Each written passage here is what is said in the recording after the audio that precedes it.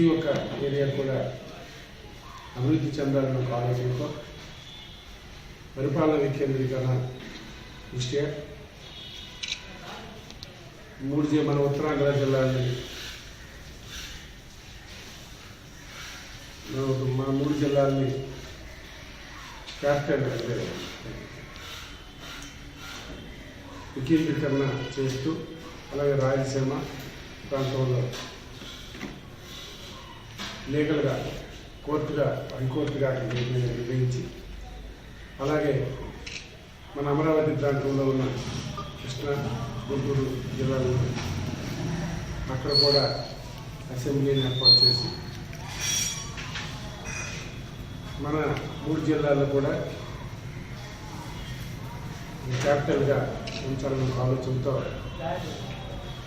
ఈరోజు జగన్మోహన్ రెడ్డి గారు నిర్ణయం తీసుకొని చేస్తే దానిపైన చంద్రబాబు నాయుడు అవాకులు చెప్పి ఇన్నాళ్ళు కూడా కాలక్షేపం చేస్తూ కోర్టులను కూడా మోసం చేసి కోర్టుల ద్వారాగా అభివృద్ధిని అడ్డుకోవాలని వికేంద్రీకరణ అడ్డుకోవాలని ఒక దురాలోచనతో ఉన్న చంద్రబాబుకి తప్పనిసరిగా గుర్తు చెప్పవలసిన అవసరం కలగాలని అనుకుంటే అలాగే ఈరోజు మనం అమరావతిలో చూస్తే అక్కడే రాజధాని ఉండాలని అక్కడ ప్రజలు ఏదో ధర్నాలు చేస్తున్నారని దీక్షలు చేస్తున్నారని పైకి చెప్తూ కొన్ని పేపర్ల ద్వారాగా డెవలప్ ఒక ఎంకరేజ్ చేసుకుంటున్నారు తప్ప ఇటువంటి పరిస్థితుల్లో అక్కడ ఉన్న ప్రజలు కూడా ఒకే ప్రాంతం అభివృద్ధి చెందకూడదు అన్ని ప్రాంతాలు అభివృద్ధి చెందాలన్న ఆలోచనతో ఉన్నతంగా అక్కడ అందరూ ప్రజలందరూ ఉంటే ఓన్లీ ఒక 100 మందినో 50 మందినో అతని తాలూకా మనుషుల్ని రియల్ ఎస్టేట్ వ్యాపారస్తులను పెట్టుకొని వాళ్ళ ద్వారాగా మాకు అమరావతిలోనే రాజధాని ఉండాలని దాన్ని తప్పనిసరిగా ఇక్కడే పెట్టాలని అతను చెప్పడం ఈరోజు ప్రతి ఒక్క ఏరియాను కూడా అతను అమానపరిచే విధంగా ప్రవర్తించడం జరుగుతుంది.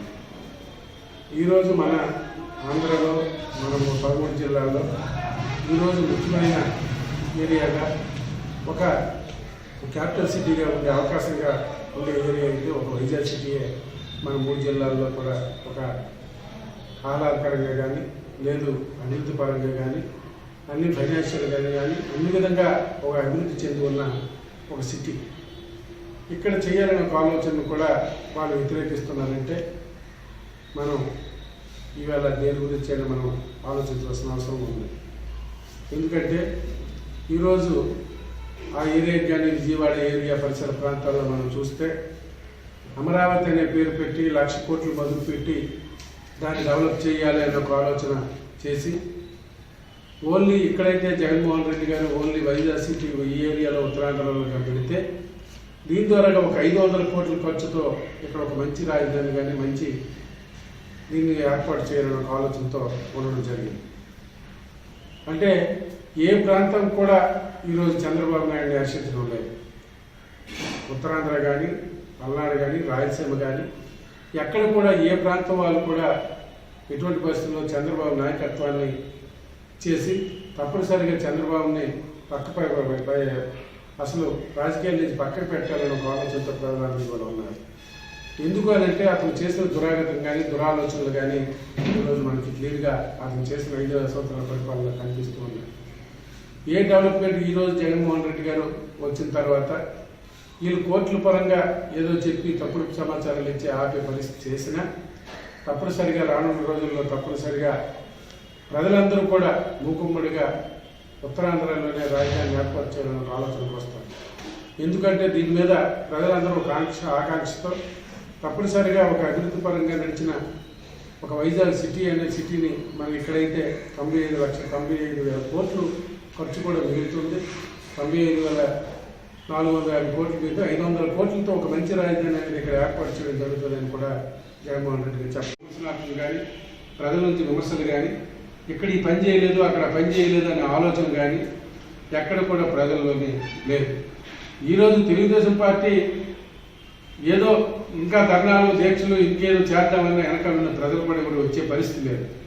ఏదో ఈరోజు అమరావతిలో కూడా చేస్తున్నారంటే మనం వెళ్ళి చూసినా మనకు తెలుస్తుంది. మేము అసెంబ్లీకి వెళ్ళినప్పుడు చూసినా అక్కడ ఉన్న వాళ్ళు ఎవరు 10 మంది 5 మంది చిన్న అందరూ కోటీశ్వరులు కూర్చోండి, ఎవరు మామూలుగా అక్కడ భూములు ఎవరైతే వైజాగ్లో ఉన్న డాక్టర్స్ కానీ లేకపోతే అక్కడ ఉన్న ఒక సామాజిక కానీ వాళ్ళకి సంబంధించిన వ్యక్తులే తప్ప 10 మంది 100 మంది కానీ ఎక్కడ కూడా ప్రజల నుంచి విమర్శ అయితే ఎక్కడ కూడా అమరావతిని తీసేస్తారని కానీ అమరావతి ఉండాలని కానీ ఎక్కడ కూడా ప్రజల నుంచి లేదు. కాబట్టి దీన్ని తప్పనిసరిగా ప్రతి ఒక్కరూ ఆలోచన చేయాలి.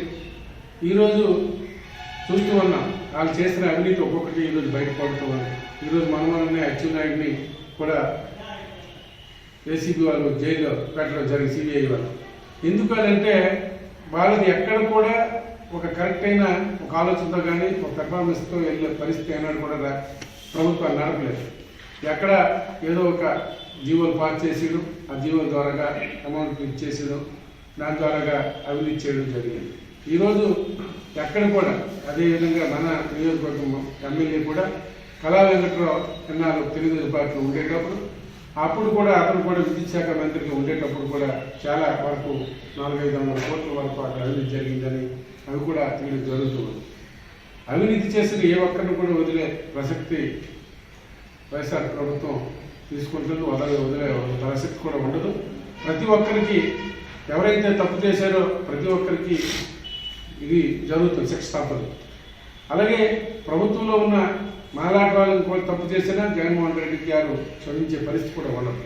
ఎందుకంటే ఒక సమన్యాయం సమధర్మం అనే ఒక ఆలోచనతో ముందుకు వెళ్తున్న వ్యక్తి కాబట్టి ఈరోజు జగన్మోహన్ రెడ్డి గారిని వైఎస్ఆర్ ప్రభుత్వాన్ని కూడా విమర్శించడానికి తెలుగుదేశం పార్టీకి కాదు, బీజేపీకి కాదు, జనసేనకి కాదు, ఏ పార్టీకి కూడా లేదు. నిన్నే మనం చూస్తూ ఉన్నాం, ఎవరో ఒకరు ఏదో ఒకటి చేసి కొంతమంది నాయకులుగా చలామణి అవ్వాలని, లేకపోతే అక్కడ ఎక్కడో హైదరాబాద్ కరోనా వచ్చి 4-5 నెలలు అవుతుంది. మనం 4 మాసాలు అయిన కరోనా అయితే ఈ రోజు వరకు పవన్ కళ్యాణ్ అనే వ్యక్తి ఈ రాష్ట్రంలో కనవాలి. ఓ నాయకత్వం చేసిన ఎవరెవరు కానీ నేను వస్తాను చించేస్తాను అనుకునే చాలామంది ఇలాంటి పార్టీలు నాయకులు ప్రజలు ఎవరు కూడా నమ్మరు. ఎవరైతే ఒక మంచి పరిపాలన అందిస్తున్నారో, ఒక మంచి పరిపాలన ప్రజలకు అందిస్తున్నారో వాళ్ళనే గుర్తిస్తారు. తప్పనిసరిగా ఈ మనకి ఎన్ని అడ్డంకులు వచ్చినా తప్పనిసరిగా మనకి ఉత్తరాంధ్రకి మంచి మేలు జరిగే పరిస్థితులంగా మన ఉత్తరాంధ్ర క్యాపిటల్ సిటీగా వచ్చే పరిస్థితి తప్పనిసరిగా జరుగుతుంది. ఎందుకంటే ఇది మన ఉత్తరాంధ్ర చాలా వరకు వెనుకబడిన రాష్ట్రం జిల్లాలుగా మన 3 జిల్లాలు ఉన్నాయి. తప్పనిసరిగా అభివృద్ధి చెందాలంటే ఇక్కడ మనకి ఉత్తరాంధ్రలో క్యాపిటల్ సిటీ అనేది చాలా అవసరం.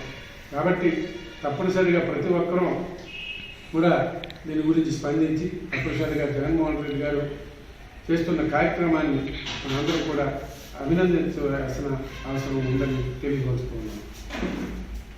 కరోనా అనేది కూడా ఆనాడు మనకి జిల్లాలో అసలు ముఖ్యంగా కరోనా పెరగడానికి కారణం ఇంతకుముందు 2 నెలల ముందే మనం పెద్దలు కలెక్టర్ గారు కానీ లేకపోతే పెద్ద అధికారులు జిల్లా అధికారులు అందరూ కూడా అనుకోవడం జరిగింది. ఎందుకంటే ఎక్కడైతే పాపం ఇల్లు వాకలు లేక దూర ప్రాంతాల్లో ఉండి విజయవాడ కానీ, బొంబాయి కానీ, చెన్నై కానీ,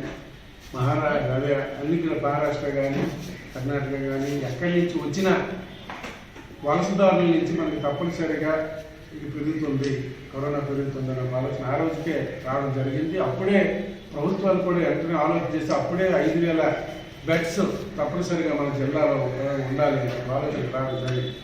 ఈరోజు కూడా మరి వచ్చిన తర్వాత వస్తుంటుంది. అయితే మనం కూడా దాన్ని ప్రజలందరూ కూడా మంచి ఆలోచనతో ముందుకెళ్ళాలి. భయమో అని కాదు, మన జాగ్రత్త మనం ఉంటూ ఉండాలి. ఒకవేళ ఎవరికో ఏదో జరిగిన నంటి ముట్టినట్టు దూరంగా పెట్టే పరిస్థితి మాత్రం ఏదైనా చేయకూడదు. మన జాగ్రత్త మనం పడవచ్చు. మొన్న పలాసలో జరిగిన సిచ్యువేషన్ మీద ముఖ్యమంత్రి గారు తీసుకున్న నిర్ణయం అసలు ఎందుకంటే ఒక జేసీబీతో శవాన్ని తీసుకెళ్ళి పడడం అంటే సామాన్యమైన విషయం కాదు. అది అందరూ కూడా బాధపడ్డారు. కాబట్టి మన నియోజకవర్గంలో కూడా చాలా జాగ్రత్తగా ప్రతి ఒక్కరు కూడా ఉండి వాళ్ళ తాలూకా అలాగే మాస్క్స్ కానీ, శానిటైజర్స్ కానీ ప్రతి ఒక్కటి దూరంగా ఉండడం కానీ ఇవన్నీ కూడా పాటించి ఎవరికి ఇదైనా మనం వాళ్ళకి కొంచెం సహాయ సహకారాలు కూడా అందించే విధంగా కూడా ముందుకెళ్ళాలని నా తాలూకా అభిప్రాయం.